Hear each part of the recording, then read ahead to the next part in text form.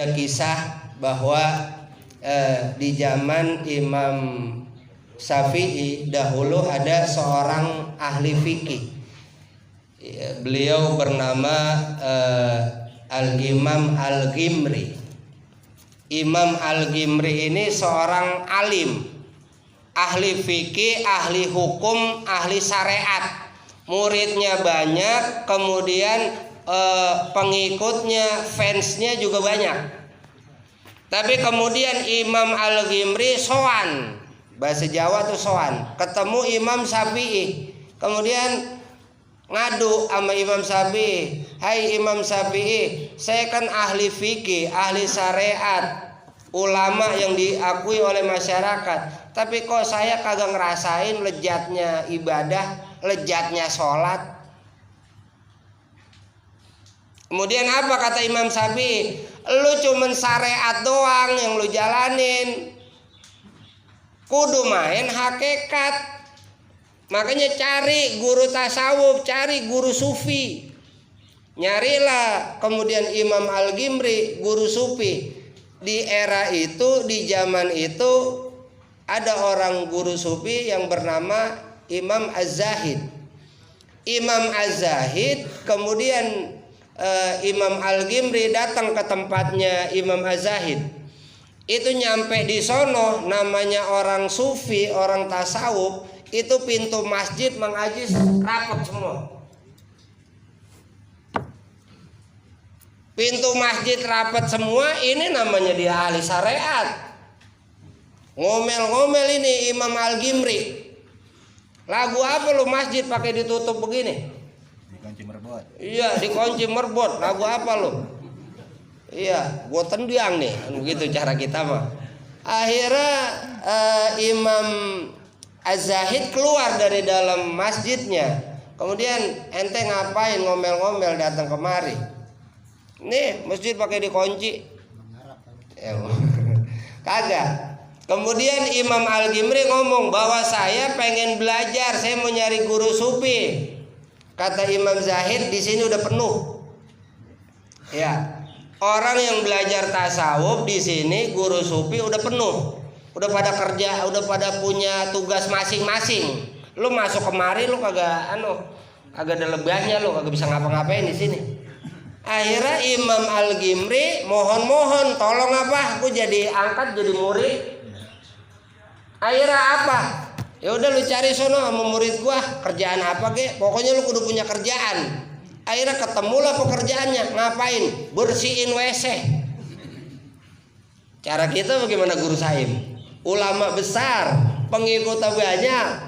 Udah dinas pada zaman itu beliau ahli syariat, ahli fikih, disuruh bersihin WC.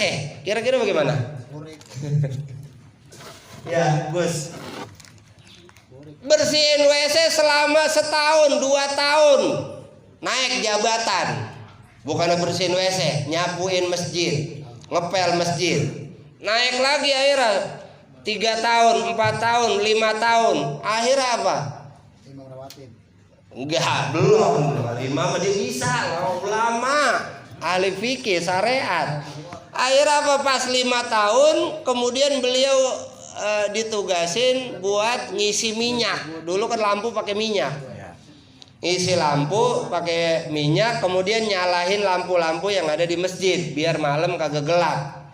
Kemudian sampai 10 tahun beliau ditugasin untuk ngisi minyak lampu-lampu yang ada di masjid. Nah, ketika sudah 10 tahun, kemudian beliau mengabdikan diri di Imam Az-Zahid. Dalam waktu subuh itu Imam Zahid, Imam Al-Ghimri ketiduran, kecapean dia, dalam kondisi kecapean. Kemudian gurunya Imam Az-Zahid datang tuh ke masjid. Nyampe di masjid, masjid gelap. Kira-kira bagaimana?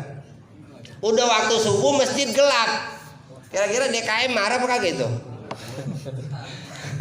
Bagaimana nih tukang lampu? Kan gitu.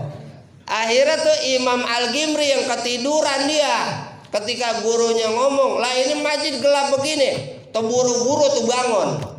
Ketika Imam Al-Ghimri bangun, itu otomatis lampu-lampu yang ada di situ langsung nyala semua. Dari situ kemudian Imam Jahid bilang, udah waktunya lu pulang, balik lagi ke kampung lu, ke wilayah lu ngajar. Nah, di lain waktu ada namanya Imam Abu Madian, murid Imam Az-Zahid juga. Beliau ini belajar sama Imam Jahid bukan 10 tahun, cuma 3 hari. Imam Al-Ghimri 10 tahun, Imam Abu Madian itu cuma 3 hari. Baru belajar ngikut 3 hari langsung disuruh pulang, udah suruh ngajar. Akhirnya nih adeknya Imam Az-Zahid nanya, "Bang, itu bagaimana ceritanya? Yang ono padahal ahli syariat, ulama besar, terkenal, muridnya banyak. Lah itu belajar di sini apa 10 tahun dia. Lah ono dia Imam Abu Jahid cuman 3 hari udah disuruh pulang, suruh ngajar. Apa bedanya?" Akhirnya dijelasin sama gurunya Imam Az-Zahid, seorang guru sufi. Kata beliau, Imam Abu Madian kenapa cuma 3 hari? Dia dari rumah udah bawa sumbu, udah bawa minyak, udah bawa korek. Gue cuma nyalain doang hidup. Nah ini Imam Al-Ghimri udah 10 tahun di situ baru nyala. Ngapa? Dia belum punya sumbu, dia belum punya minyak, dia belum punya korek. Maka gue nyariin sumbu dulu, gue nyariin minyak dulu, gue nyariin korek dulu, baru gue nyalain. Makanya rada lama. Ini nyambung apa kagak ini? Ini hadis jadi bahas kemarin nih. Ya mohon izin, artinya begini, kita pun di sini ini pelajaran buat kita masing-masing, bahwa di Majelis Samaniyah Ta'asarro, mau yang lama, mau yang baru, nggak ada iri dengki. Kita sama semua, kita murid. Datang kemari kopong, saya juga datang kemari kosong guru Saim. Lah iya, saya akuin bahwa saya di sini murid, saya belajar, saya ngaji. Kalau datang ke sini penuh, gelas penuh, datang kemari diisi penuh. Luber kagak bakal ngisi. Datang kemari kosong, jangan ngaku punya ilmu, kagak bakal penuh, nggak bakal diisi. Datang kopong, kita belajar, dengerin tuh guru, simak kata-katanya, masuk tuh ilmu. Kalau kupingnya budak mah ya udah jam 10 belum.